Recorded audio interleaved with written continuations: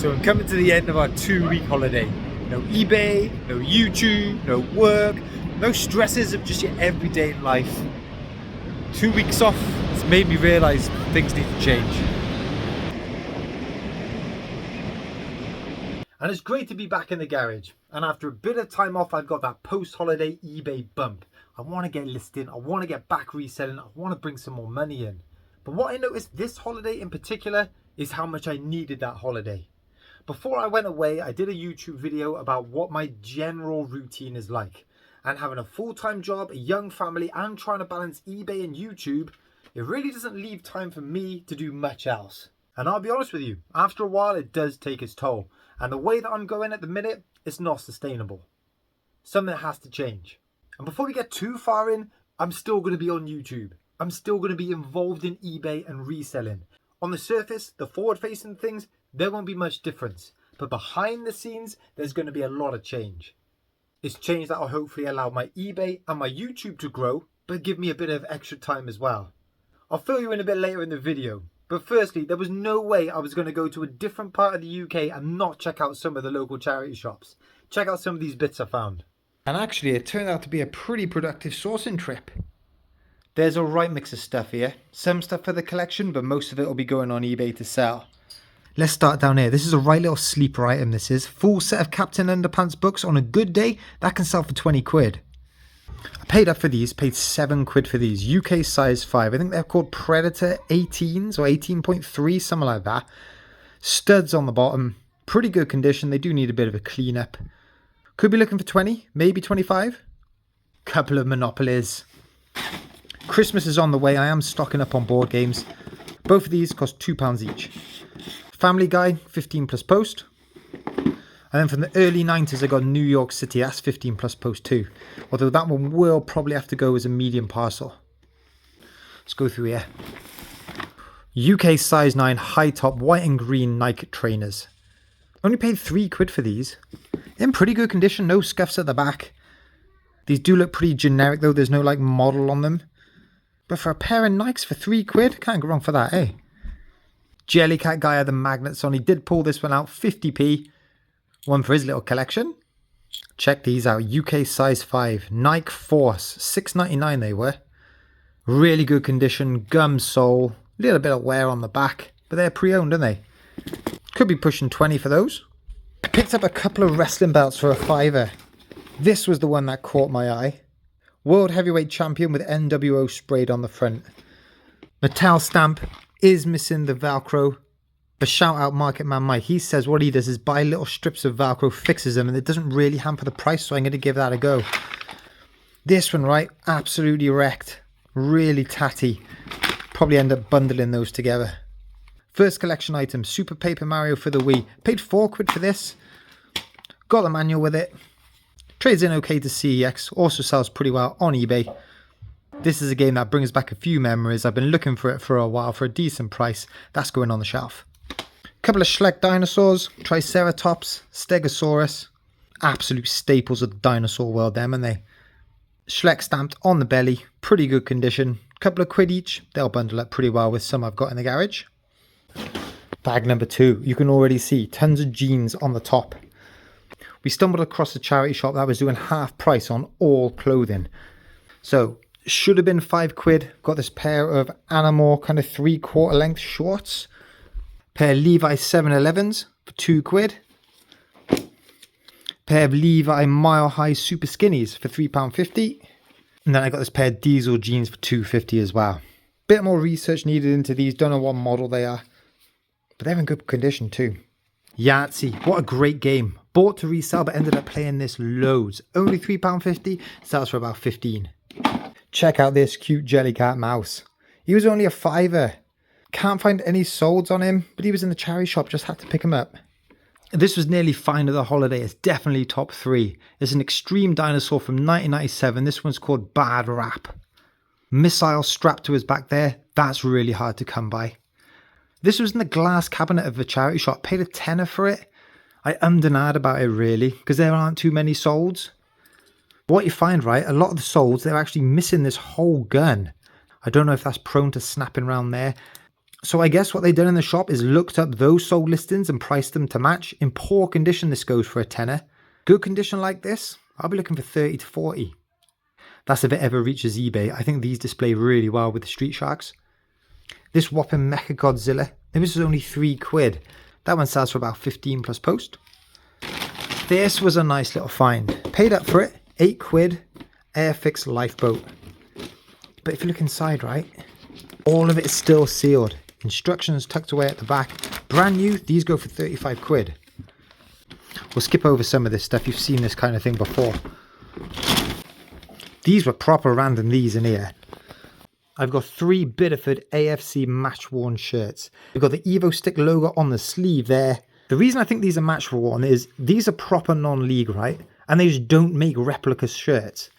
Club with a lot of history, founded in the mid-40s. Average attendance, 300 or so fans. Can't find any of these listed, but you're not going to find these listed because people just don't get their hands on them. I paid £3.50 each, and I'm thinking maybe £15 each. Slow sellers, but cool to see. I spent ages in the shop looking at this. This is the New England shirt, and there was a big thing in the news about how much these cost brand new. Way over £100. I paid a £5 for this, and I think it is fake. There's a few things that give it away, right? Look at the stitching along the bottom. If I've paid over £100 for a shirt and it's starting to go like that already, I would not be happy. On that badge there, it says SMPL. I've gone on a few Reddit forums and apparently that could be a sample. So maybe this is a sample shirt. That's all a bit faded at the back there. That started to come away at the wash. Printing looks decent on the back though. Looks like an official number. £5, thought I'd take a risk, and I got a few mates who would wear this anyway. So I'll probably end up just giving that to them. I've got a few kiddies pair of Converse here. They were like £1 each or something like that, £1 a pair. Match some similar sizes together, sell them as a bundle. I picked these Aliens up actually on the way down. There was like a little pop-up sale on the go. With a new Aliens film coming out, I thought these could be pretty desirable. More Converse, they were £4. Starsky and Hutch complete box set. Nice bit of CEX trading value, but very sellable on eBay as well. Pair of hot shoes. What else is in here? These were nice. Look. Russell Bromley, £4. Thing is, I can sell the shoe trees for a tenner. So even if these hang around a bit, that'll be my money back. This dude's a cool character. Paid £2 for him. I think he's off of Dragon Ball Z. It's pretty old. Year 2000. Soles look pretty good. I always look out for these games. Haber. This was a tenner in the shop. Obviously didn't sell, so they knocked it down to a £5. Haven't checked if it's all complete. Rhino Hero. Soles pretty good. Had a couple of PS1 games to add to the collection too. Harry Potter and the Philosopher's Stone. And I have been after this one for ages. Tony Hawk Pro Skater 3. £8. I matched CEX prices. I got that from a local independent store. But look, it's the last Tony Hawk game I need. That is all the Tony Hawk PS1 games complete.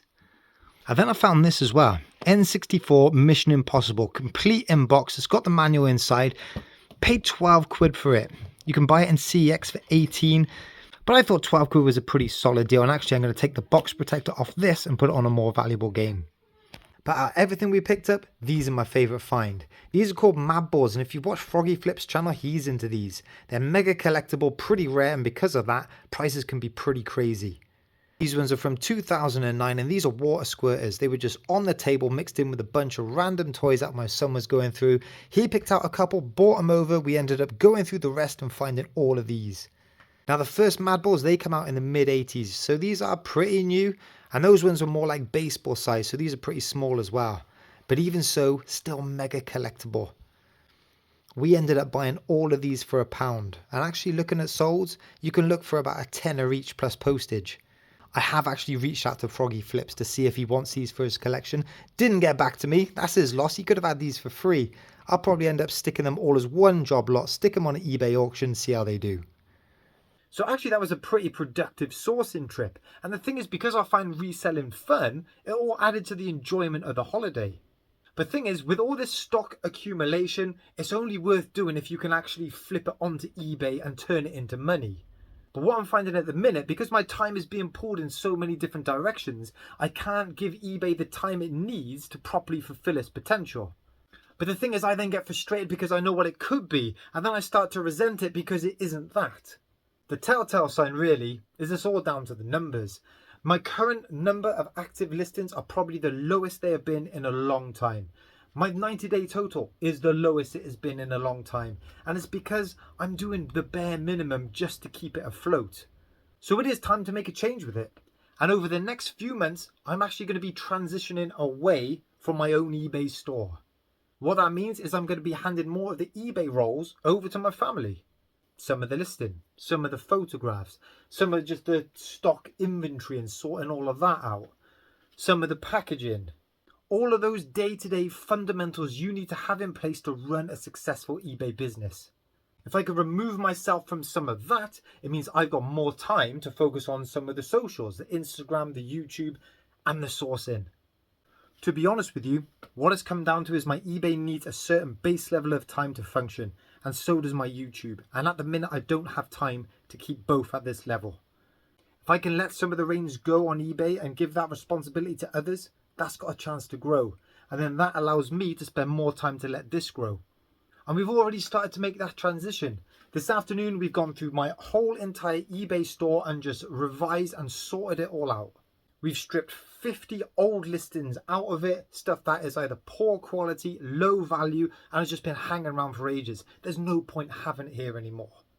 Other things we've just made a bit more consistent. Good example is with the postage. Some things I had on free post, some things I had second class, some things I had first class.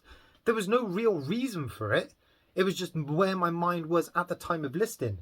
Well, that's all changed. Everything is now free post. It means it's easy for someone to come in and list, select the postage option, free post. And I think eBay prefers free post anyway. We've implemented a really basic SKU system as well, right? I've never had one before, because if it's just me coming out here, I know where everything is up here. But if you've got more than one person coming out here to put stuff on the racking and then come and pick it whenever it needs packing, you need to know exactly where it is. Just bringing about that bit of consistency will allow more people to get involved with that. And I think this is the perfect time to be doing this as well. My eBay was already pretty flat, so this now gives us a nice bump to try and G that up a bit. That bump on eBay will be due to more regular listings on eBay, a larger total number of listings on eBay, and those two combined will bring more sales on eBay. But in order to sustain more sales on eBay, I need to be sourcing more stuff on eBay. And we are right slap bang in the middle of boot sale season. There's plenty of opportunity to go out and find more stock. And if we can get these processes in place early enough, we are in prime position to take advantage of the run up to Christmas. All in all, I know it's going to be difficult to loosen my grip on eBay, but I think in the bigger picture, it's going to allow my eBay business to grow. It's going to allow me more time for the channel, and it's just going to be better for me in general. Guys, if you enjoyed this video, hit that like, hit that subscribe. I did go out to the boot sale today. I've got loads of footage backed up that I need to go in and edit. I'll catch up with you in that video.